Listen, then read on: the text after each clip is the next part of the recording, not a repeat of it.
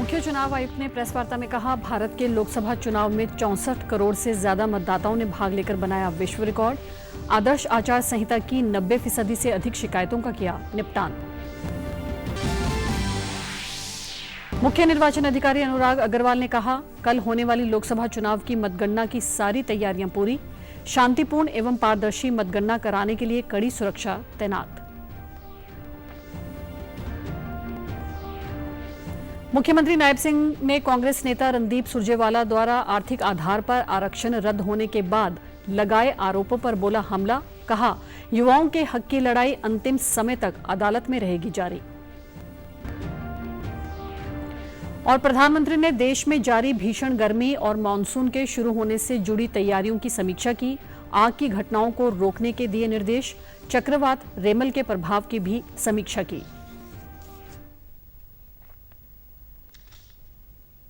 नमस्कार, मैं भानुप्रिया। अब समाचार विस्तार से। 4 जून 2024 को लोकसभा चुनाव के नतीजे घोषित किए जाएंगे। देखिए पूरे दिन सटीक विश्लेषण, सही जानकारी सिर्फ डीडी हरियाणा पर, जहां आपको मिलेगी हरियाणा और चंडीगढ़ की हर सीट की पूरी अपडेट। देखिए लोकसभा चुनाव 2024 के सबसे सटीक और विश्वसनीय नतीजे पूरे दिन सिर्फ डीडी हरियाणा पर। कौन पड़ेगा किस पर भारी? हरियाणा और चंडीगढ़ की सभी 11 सीटों पर रहेगी विशेष नजर। देंगे पल पल के अपडेट और साथ ही होगा हर सीट का विश्लेषण।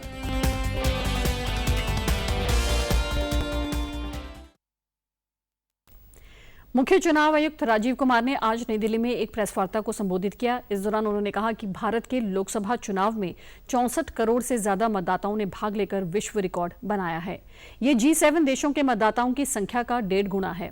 इस लोकसभा चुनाव में 31 करोड़ से ज्यादा महिला मतदाताओं ने वोट डाला, जो दुनिया में अब तक का सबसे ज्यादा है। उन्होंने ये भी कहा कि 2019 के आम चुनाव में 540 पुनर्मतदान के विपरीत इस चुनाव में केवल 39 पुनर्मतदान हुए। उन्होंने बताया कि इस लोकसभा चुनाव में हिंसा की कोई बड़ी घटना नहीं हुई। 2019 में 3500 करोड़ रुपए की तुलना में 10,000 करोड़ रुपए की जब्ती की गई, जिसमें नकदी, मुफ्त, ड्रग्स और शराब शामिल हैं। इस आम चुनाव के दौरान आदर्श आचार संहिता के उल्लंघन की 495 शिकायतों में से 90% से अधिक का निपटारा किया गया। Created a world record of 642 million proud Indian voters. This is 1.5 times of the voters of all G7 countries. There are 312 million proud women voters. This is also the highest ever in the world. As against 540, there were only 39 repolls, and of these 39 also 25 are only in Arunachal and Manipur because of the far-flung distances. This is one of the general elections where we haven't seen violence. It's not an easy job to do it. It requires 2 years of a strong preparation. एक constituency में by election में क्या-क्या figures quote होती थी? 10,000 crores, and we want to thank everybody. This is all because a gain of 2.5 years constant work. मुख्य निर्वाचन आयुक्त ने मजबूत मतगणना प्रक्रिया से संबंधित विवरणों पर प्रकाश डालते हुए कहा कि मतगणना केंद्रों पर केंद्रीय सशस्त्र पुलिस बलों की 3 स्तरीय सुरक्षा लगाई गई है। प्रत्येक मतगणना टेबल पर माइक्रो पर्यवेक्षकों के साथ साथ मतगणना केंद्रों पर 24 घंटे सीसीटीवी कवरेज की जाएगी। उन्होंने कहा कि विपक्षी दल के प्रतिनिधि मंडल द्वारा आयोग के समक्ष उठाए गए सभी मुद्दों का समाधान कर लिया गया है। केंद्रीय गृह मंत्री अमित शाह द्वारा चुनाव अधिकारियों को बुलाने के कांग्रेस नेता जयराम रमेश के आरोप पर उन्होंने कहा कि अफवाह फैलाना सही नहीं है। Counting agents, all candidates must enter the hall, must be able to see everything in front of their eyes. Videography must continue, and we are always ready. The system of Indian elections is such that it accounts for a thorough post-election scrutiny. Postal ballot counting will start first. So on all centers in the country, it will start first. No doubt about it. After only half an hour would start the EVM counting. So there are 3 countings which are happening simultaneously, and it is happening. It happened in 2019. It happened in all the 2022 elections of the states held thereafter. It happened yesterday also in case of Arunachal and Sikkim. हम mid course नहीं बदल सकते कुछ भी। जम्मू कश्मीर में विधानसभा चुनाव कराने पर एक सवाल का जवाब देते हुए मुख्य निर्वाचन आयुक्त ने कहा कि आयोग जल्द ही जम्मू कश्मीर में चुनाव प्रक्रिया शुरू करेगा। हरियाणा के मुख्य निर्वाचन अधिकारी अनुराग अग्रवाल ने आज चंडीगढ़ में डीडी न्यूज से विशेष बातचीत में बताया कि कल होने वाली लोकसभा चुनाव की मतगणना की सारी तैयारियां पूरी कर ली गई हैं। मतगणना सुबह 8 बजे से शुरू होगी। मतगणना राज्य के सभी 10 लोकसभा निर्वाचन क्षेत्रों के 90 मतगणना केंद्रों के साथ साथ करनाल विधानसभा उपचुनाव के लिए स्थापित मतगणना केंद्र पर होगी। अंतिम रैंडमाइजेशन सुबह वोटिंग काउंटिंग से पहले किया जाएगा। पहले बैलेट पेपर की काउंटिंग होगी, उसके बाद ईवीएम से मतगणना शुरू की जाएगी। उन्होंने कहा कि मतगणना प्रक्रिया को कुशलतापूर्वक और शांतिपूर्वक संपन्न कराने हेतु स्ट्रांग रूम के बाहर 3 लेयर की कड़ी सुरक्षा की गई है। भारत निर्वाचन आयोग ने मतगणना प्रक्रिया की निगरानी के लिए सभी मतगणना केंद्रों पर मतगणना पर्यवेक्षकों की नियुक्ति की है। मतगणना से संबंधित जानकारी या शिकायत के लिए toll free number 01721950, control room telephone 0172-270-1362 और ईमेल hiy_@yahoo.com पर संपर्क किया जा सकता है। उसको तुरंत मेरी जानकारी में और इस कार्यालय में जो अधिकारी हैं उनकी जानकारी में लाएंगे और हम तुरंत उसका करेक्टिव एक्शन लेंगे। एक ईमेल आईडी भी है हरियाणा इलेक्ट के नाम से, उस ईमेल आईडी पर ईमेल भी भेज सकते हैं। इतने स्ट्रॉन्ग रूम हैं, उन स्ट्रॉन्ग रूम्स के चारों ओर 3 लेयर की सिक्योरिटी है और जो उसका मुख्य द्वार है वहां पर सीसीटीवी कैमरा लगा है। अनुराग अग्रवाल ने बताया कि चुनावी ड्यूटी में शामिल अधिकारियों को मतदान की गोपनीयता बनाए रखने के सख्त दिशा निर्देश जारी किए गए हैं। वोटों की रिकॉर्डिंग या गिनती में शामिल प्रत्येक अधिकारी, क्लर्क, एजेंट या अन्य व्यक्तियों को मतदान की गोपनीयता बनाए रखनी होगी। इसका उल्लंघन करना लोक प्रतिनिधित्व अधिनियम 1951 की धारा 128 के तहत अपराध माना जाएगा। उन्होंने कहा कि निष्पक्ष और पारदर्शी मतगणना प्रक्रिया सुनिश्चित करने के लिए इन दिशा निर्देशों का कड़ाई से अनुपालन सुनिश्चित किया जाएगा।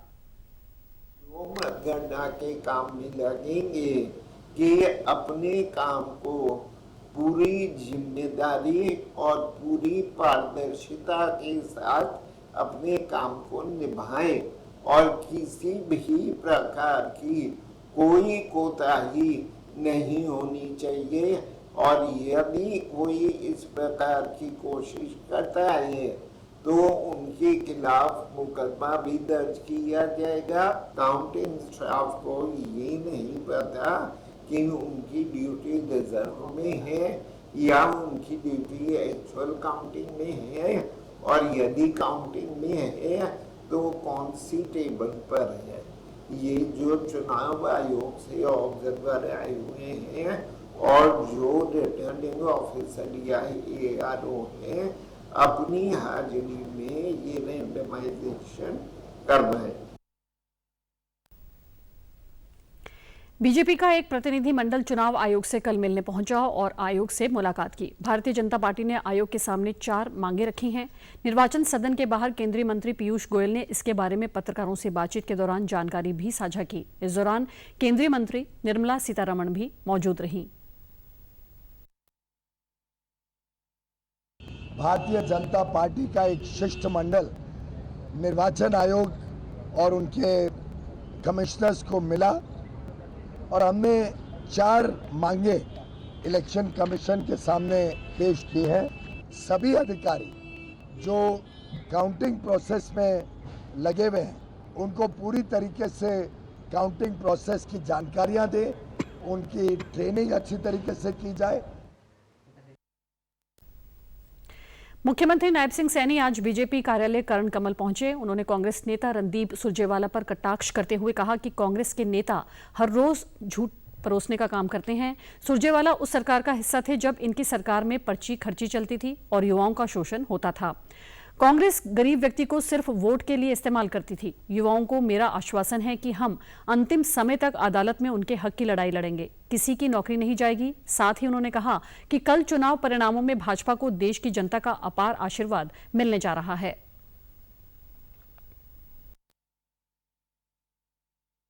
रणदीप सुरजेवाला साहब को अपनी सरकार जिसके अंदर वो शामिल था, जिसके अंदर पर्ची भी चलती थी, जिसमें खर्ची भी चलती थी, जिसके अंदर जो नौकरी के पैमाने थे वो सारे तार तार कर दिए जाते थे, युवाओं के साथ एक बड़ा धोखा हो जाता था।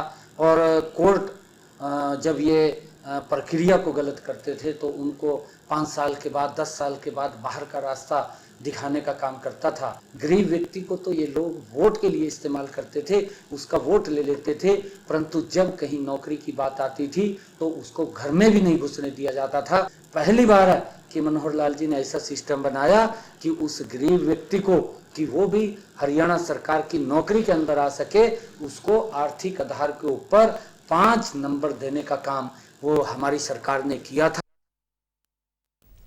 इससे पहले रणदीप सिंह सुरजेवाला ने करनाल में आर्थिक आधार पर आरक्षण रद्द करने के मामले को लेकर एक प्रेस वार्ता को संबोधित किया। उन्होंने भाजपा सरकार पर आरोप लगाया कि हरियाणा के 20 लाख से अधिक युवाओं के भविष्य को बदहाली की कगार पर धकेल दिया है। उन्होंने मुख्यमंत्री के इस्तीफे और हरियाणा कर्मचारी चयन आयोग को भंग करने की मांग की। 20 लाख से अधिक बच्चों के भविष्य को बदहाली की कगार में धकेल कर हरियाणा के युवाओं के भविष्य की भ्रूण हत्या भाजपा सरकार ने की है। 3.5 साल सीईटी के जंजाल में उनको फंसाए रखा। 2019 की सब नौकरियां विड्रॉ करके सीईटी में डाल दी। पहले सीईटी का रिजल्ट हाईकोर्ट की एकल खंडपीठ ने 4 अगस्त 2023 को खारिज कर दिया। अब 31 मई 2024 को सोशो इकोनॉमी के 5 नंबर भी खारिज कर दिए। अब सरकार कहती है सुप्रीम कोर्ट जाएगी, तो वहां से शायद 5 साल फैसला ना आए। तो हमारे बच्चों के भविष्य को अंधकार के गर्त में धकेलने के लिए सीधे सीधे भाजपा सरकार जिम्मेवार है, और इसलिए हमारी मांग है कि मुख्यमंत्री इस्तीफा दे और HSSC यानी हेरा फेरी सांठगांठ सर्विस कमीशन बर्खास्त करे। मुख्यमंत्री नायब सैनी ने कल करनाल में लोकसभा चुनाव के बाद कार्यकर्ताओं से मुलाकात की और उनका धन्यवाद किया। उन्होंने बताया कि पार्टी कार्यकर्ताओं ने भीषण गर्मी में भी पूरी मेहनत से काम किया है और वे सभी बधाई के पात्र हैं। बाद में पत्रकारों से बातचीत में उन्होंने कहा कि हरियाणा की सभी सीटों पर 11 कमल के फूल खिल रहे हैं। सीएम ने राहुल गांधी के इंडिया गठबंधन को 295 सीटें मिलने के दावे पर पलटवार करते हुए कहा कि कांग्रेस के पास झूठ के अलावा कुछ नहीं है। राहुल गांधी एग्जिट पोल पर ध्यान नहीं दे रहे हैं। अहंकारी गठबंधन से लोगों का भरोसा उठ चुका है और बीजेपी तीसरी बार सत्ता में आ रही है। अरविंद केजरीवाल के दोबारा जेल जाने पर मुख्यमंत्री ने कहा कि केजरीवाल ने आम आदमी को बदनाम करने का काम किया है। उन्होंने कोई सराहनीय काम नहीं किया है, बल्कि भ्रष्टाचार के आरोप में जेल गए हैं। मुख्यमंत्री ने कहा कि केजरीवाल ने शिक्षा की बात की, गरीबों को सुनहरे सपने दिखाए, लेकिन बदले में उन्होंने युवाओं को नशे की ओर धकेला और गली गली में शराब की दुकानें खोल दी।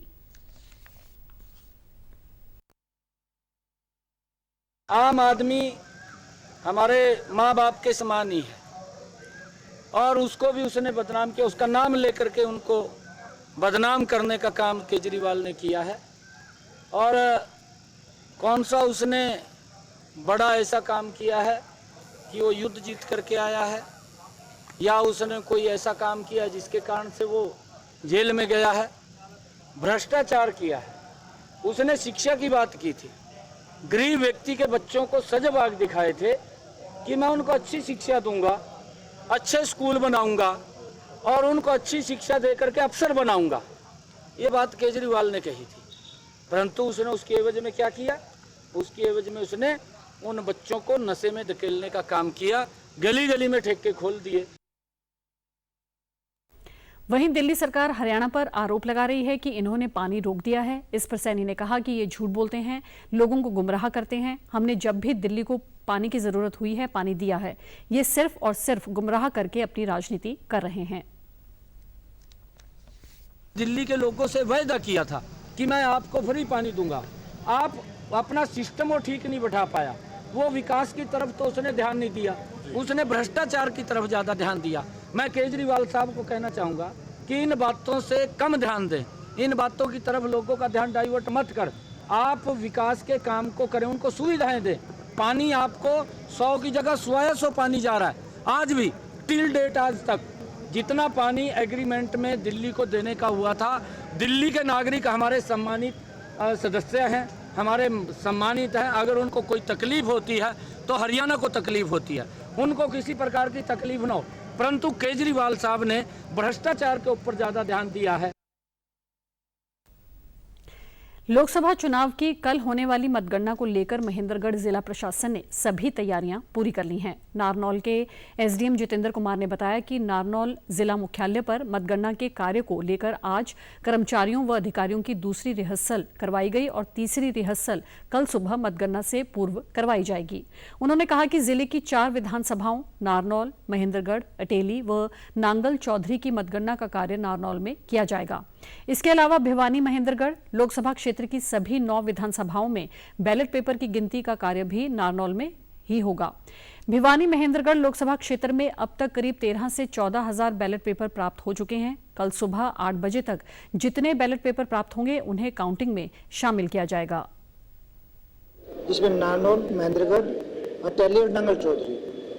तो जहाँ तक बात है नारनौल और नांगल चौधरी का, तो दोनों की गिनती यहाँ पर गवर्नमेंट ITI वुमेन में की जाएगी और अटेली और महेंद्रगढ़ की गिनती PR सेंटर में की जाएगी। इसके अलावा क्योंकि हमारे यहाँ पर पोस्टल बैलेट है और ETPBS की संख्या ज़्यादा है, उसके लिए एक अलग से हॉल डेजिग्नेट किया गया है जो कि ओलंपिक क्लब में रहेगा।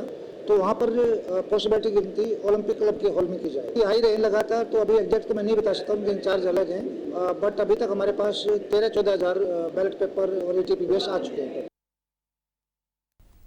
डीएसपी हेडक्वार्टर हरदीप सिंह ने बताया कि मतगणना केंद्र की सुरक्षा के लिए हरियाणा पुलिस के करीब 500 जवान तैनात किए गए हैं और 7 स्थानों पर नाके लगाए गए हैं। काउंटिंग सेंटर के 100 मीटर दायरे में आमजन के आवागमन पर प्रतिबंध रहेगा। उन्होंने बताया कि मतगणना केंद्र में उन्हीं लोगों को प्रवेश दिया जाएगा जिनके पास जिला प्रशासन, पुलिस प्रशासन और चुनाव आयोग द्वारा जारी किए गए पहचान पत्र होंगे।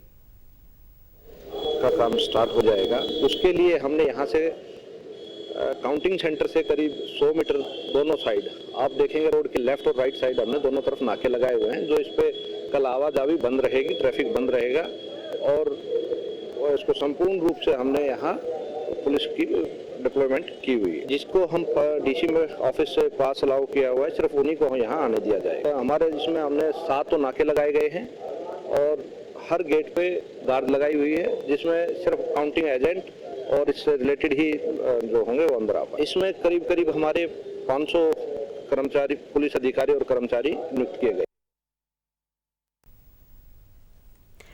नूंह के उपायुक्त धीरेंद्र खड़गटा ने आज यासीन मेव डिग्री कॉलेज में बनाए गए नूंह, फिरोजपुर, छिरका, पुनहाना विधानसभा सीटों के स्ट्रांग रूम का दौरा किया और मतगणना ड्यूटी में लगे अधिकारियों व कर्मचारियों को जरूरी हिदायतें दी। इसके बाद उपायुक्त ने प्रेस वार्ता के दौरान कहा कि मतगणना की तैयारी पूरी हो चुकी है और ऑब्जर्वर भी आ चुके हैं। सभी ARO की टीम का प्रशिक्षण चल रहा है और रैंडमाइजेशन हो चुका है। उन्होंने बताया कि चुनाव आयोग की हिदायतों के अनुसार ही मतगणना होगी।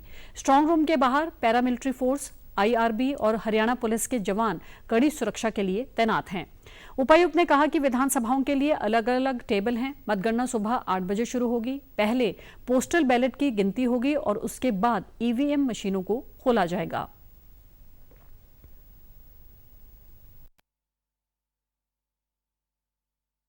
तैयारियां हैं वो सही हो चुकी है। हमारे ऑब्जर्वर्स भी आगे हैं, AROs हैं और उनके जो टीम है, जो काउंटिंग टीम लगी है, उनकी बाकायदा ट्रेनिंग भी चल रही है, उनका रेंडमाइजेशन भी हो गया है। मैं आशा करता हूं कि ECI के डायरेक्शन के हिसाब से सारा सुरक्षा व्यवस्था की जा रही है और इसके अंतर्गत जो पैरामिलिट्री है उन्होंने स्ट्रांग रूम कर रखा है। इसके आउटर कॉर्डन में जो है स्टेट रिजर्व आर्मी है, उसके आगे जो है पुलिस ने ले रखा है। हमारे जो पॉलिटिकल पार्टीज हैं, दोनों सभी तरीके से पॉलिटिकल पार्टीज हैं, उनको हम समय समय पर सूचित करेंगे और उनसे भी हम उस पर जो भी हमको लगता है कि कोई अगर हमें करने की जरूरत है तो हम जरूर पूछेंगे। मतगणना की जो दिशा निर्देश हैं वो हम सभी जो काउंटिंग सुपरवाइजर्स हैं, काउंटिंग टीम है, उनको बाकायदा बता रहे हैं। कोई उनको लगता है कि कोई समस्या आती है तो संबंधित जो बेल के इंजीनियर्स हैं उनसे और जो हमारे जो AROs हैं उनसे वापस। नूंह जिले में मतगणना शांतिपूर्ण रहे, इसे लेकर जिला निर्वाचन अधिकारी और उनकी टीम पूरी तरह सजग और सतर्क दिखाई दे रही है। पंचकुला जिला प्रशासन ने भी कल होने वाली मतगणना की तैयारियां पूर्ण कर ली हैं। उपायुक्त डॉक्टर यश गर्ग ने बताया, कल सुबह 8 बजे दोनों विधानसभा क्षेत्रों के काउंटिंग सेंटर से ईवीएम मतगणना का कार्य शुरू किया जाएगा। पंचकुला विधानसभा क्षेत्र की मतगणना राजकीय स्नातकोत्तर महाविद्यालय में व कालका विधानसभा क्षेत्र की मतगणना राजकीय महिला महाविद्यालय के सभागार में होगी। पंचकुला विधानसभा के मतों की गणना करीब 15 राउंड और कालका विधानसभा की मतों की गणना लगभग 16 राउंड में पूरी होगी। मतों की गणना करते समय पहले राउंड का परिणाम क्लियर होने के बाद ही दूसरे राउंड के लिए मशीन टेबल पर लाई जाएंगी। प्रत्येक राउंड का परिणाम एआरओ द्वारा घोषित किया जाएगा। उन्होंने कहा कि सभी काउंटिंग टीमों को जरूरी प्रशिक्षण दिया गया है। काउंटिंग टीमों में काउंटिंग सुपरवाइजर, काउंटिंग असिस्टेंट और माइक्रो ऑब्जर्वर भी शामिल हैं। मतगणना शांतिपूर्ण तरीके से करवाने के लिए 3 लेयर की कड़ी सुरक्षा लगाई गई है। जो हमारे मतगणना के काउंटिंग सेंटर्स हैं, वहाँ पे 3 टियर सिक्योरिटी कॉर्डन रहेगा। जो हमारा पहला सिक्योरिटी कॉर्डन है वो काउंटिंग सेंटर के 100 मीटर से ही शुरू हो जाएगा। उसके बाद केवल पैदल जाने की ही अनुमति होगी और केवल अधिकृत व्यक्तियों को ही प्रवेश करना है। जो हमारा दूसरा सिक्योरिटी कॉर्डन है, जो हमारा कैंपस है, उसके गेट से प्रारंभ होगा। वो स्टेट आर्म्ड पुलिस द्वारा मैन किया जाएगा और यहाँ पर फिस्किंग भी करी जाएगी और पुनः ध्यान रखा जाएगा कि केवल अधिकृत व्यक्ति ही प्रवेश करें। काउंटिंग सेंटर की गेट पे और उनके अंदर की सिक्योरिटी का जिम्मा सीएपीएफ के पास रहेगा। यहाँ पुनः फिस्किंग करी जाएगी और पूरा ध्यान ये रखा जाएगा कि किसी भी प्रकार का कोई भी शरारती तत्व अथवा अनधिकृत व्यक्ति काउंटिंग सेंटर में प्रवेश ना करें। हमारे दोनों काउंटिंग सेंटर हैं, वहाँ पे 14 टेबल की व्यवस्था करी गई है। पंचकुला के अंदर 15 राउंड रहेंगे काउंटिंग के, कालका के अंदर 16 राउंड रहेंगे।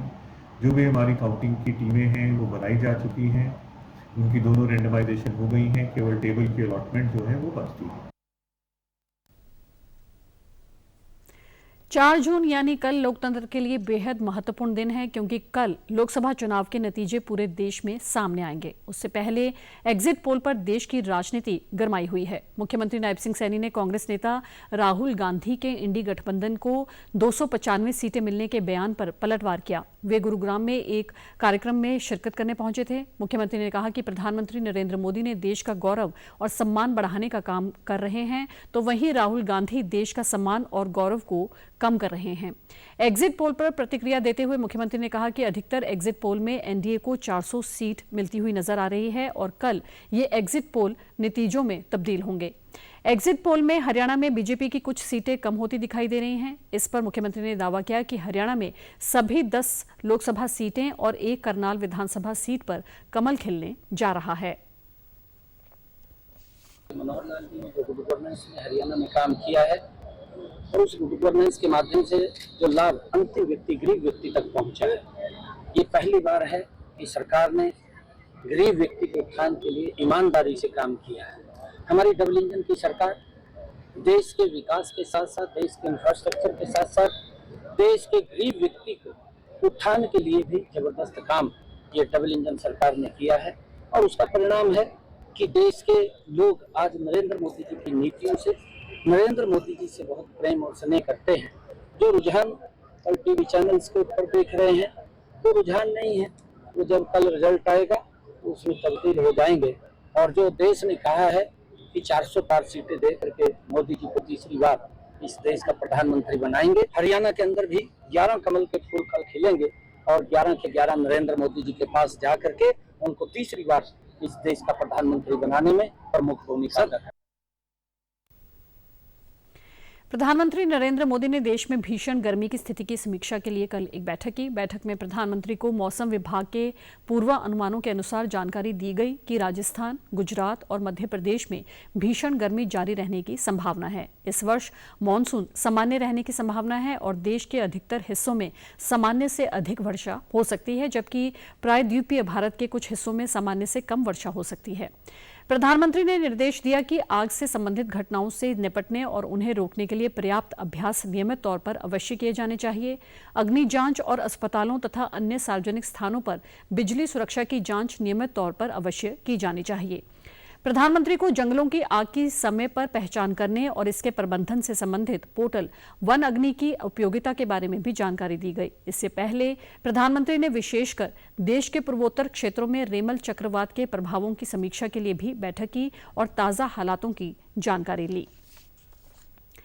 भिवानी सीआईए स्टाफ 2 व नवी मुंबई पुलिस की टीम ने एक संयुक्त अभियान के तहत अभिनेता सलमान खान को जान से मारने की धमकी देने के एक मामले में वांछित आरोपी को भिवानी से गिरफ्तार करने में सफलता हासिल की है। सीआईए स्टाफ 2 के इंचार्ज निरीक्षक रविंद्र कुमार ने बताया कि बॉलीवुड अभिनेता सलमान खान को जान से मारने की धमकी देने का मामला 2024 में थाना पनवेल सिटी नवी मुंबई में दर्ज किया गया था, जिसके तहत मुंबई पुलिस ने सलमान खान की हत्या की साजिश को नाकाम करते हुए 5 आरोपियों को गिरफ्तार किया था। आरोपियों ने सलमान खान के घर व फार्म हाउस की रेकी कर हत्या की योजना बनाई गई थी।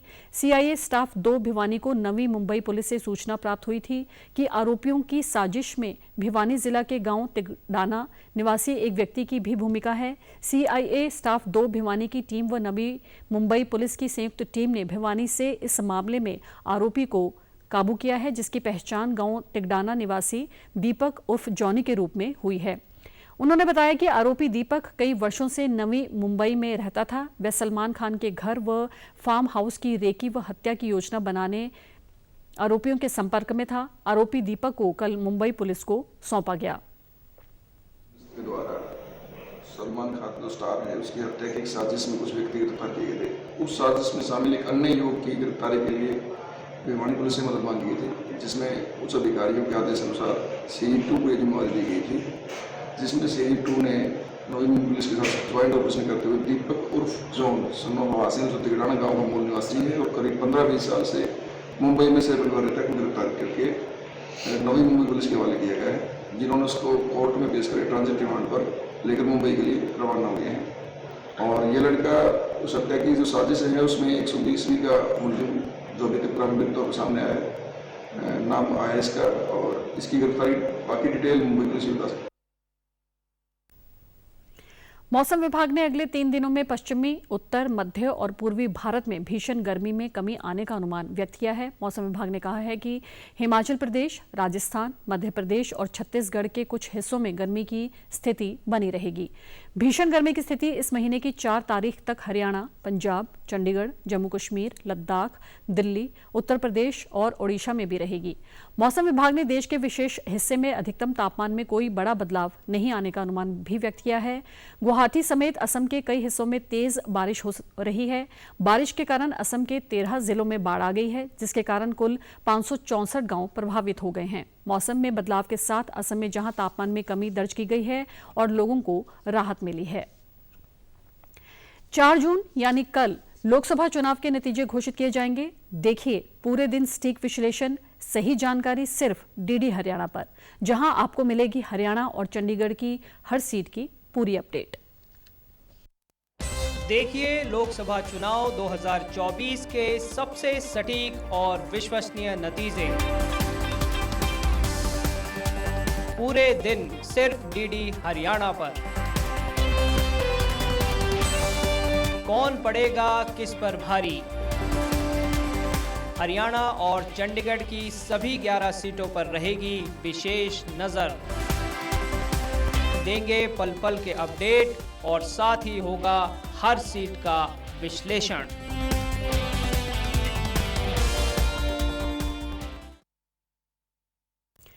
प्रधानमंत्री नरेंद्र मोदी ने देशवासियों को संबोधित करते हुए एक पत्र लिखा और ये पत्र प्रधानमंत्री ने 1 जून को कन्याकुमारी में 45 घंटे की अपनी साधना के पश्चात दिल्ली वापस लौटते हुए हवाई जहाज में लिखा था। प्रधानमंत्री ने पत्र के माध्यम से संदेश दिया कि कन्याकुमारी में साधना से नए संकल्प निकले हैं। उन्होंने इस पत्र में लिखा कि लोकतंत्र की जननी में लोकतंत्र के सबसे बड़े महापर्व का एक पड़ाव 1 जून को पूरा हो गया। 2024 के इस चुनाव में कितने ही सुखद संयोग बने, पीएम ने लिखा कि अमृतकाल के इस प्रथम लोकसभा चुनाव में मैंने प्रचार अभियान 1857 के प्रथम स्वतंत्रता संग्राम की प्रेरणा स्थली मेरठ से शुरू किया। मां भारती की परिक्रमा करते हुए इस चुनाव की मेरी आखिरी सभा पंजाब के होशियारपुर में हुई। प्रधानमंत्री ने अपने पत्र में कोरोना काल का भी जिक्र किया। उन्होंने लिखा कि जब गरीब और विकासशील देशों को लेकर आशंकाएं व्यक्त की जा रही थी, लेकिन भारत के सफल प्रयासों से तमाम देशों को हौसला भी मिला और सहयोग भी मिला। इस पत्र में प्रधानमंत्री ने देश के गवर्नेंस मॉडल का भी जिक्र किया। पीएम ने लिखा कि आज भारत का गवर्नेंस मॉडल दुनिया भर के कई देशों के लिए मिसाल बन गया है। सिर्फ 10 सालों 25 करोड़ लोगों को गरीबी से ऊपर उठाना अभूतपूर्व है। उन्होंने लिखा कि भारत का डिजिटल इंडिया अभियान आज पूरे विश्व के लिए एक उदाहरण है कि हम कैसे टेक्नोलॉजी का इस्तेमाल गरीबों को सशक्त करने में, पारदर्शिता लाने में, उनके अधिकार दिलाने में कर सकते हैं। भारत में सस्ता डाटा आज सूचनाओं और सेवाओं तक गरीबों की पहुंच सुनिश्चित करके सामाजिक समानता का माध्यम बन रहा है। वहीं प्रधानमंत्री ने पत्र में G20 का भी जिक्र किया। भारत की लोकप्रिय भुगतान प्रणाली यूनिफाइड पेमेंट इंटरफेस यूपीआई ने मई में 20.45 ट्रिलियन रुपए के 14.04 बिलियन लेन देन का नया कीर्तिमान स्थापित किया। National payments corporation of India द्वारा साझा किए गए आंकड़ों में कहा गया है कि मई के आंकड़े 2023 में इसी महीने की तुलना में मात्रा में 49% और मूल्य में 39% अधिक हैं। अप्रैल 2016 में यूपीआई चालू होने के बाद से मई के वर्तमान आंकड़े मूल्य और मात्रा के हिसाब से सबसे अधिक हैं। वहीं तत्काल भुगतान सेवा लेनदेन की मात्रा मामूली रूप से 1.45% बढ़कर मई में 558 मिलियन हो गई, जबकि अप्रैल में ये 550 मिलियन थी। मूल्य के संदर्भ में ये मई में 2.36% बढ़कर 2.06 ट्रिलियन रुपए हो गया। मई के आंकड़ों में पिछले साल के इसी महीने की तुलना में मात्रा में 12% और मूल्य में 15% की वृद्धि देखी गई है। समाचारों में आज इतना ही। नमस्कार।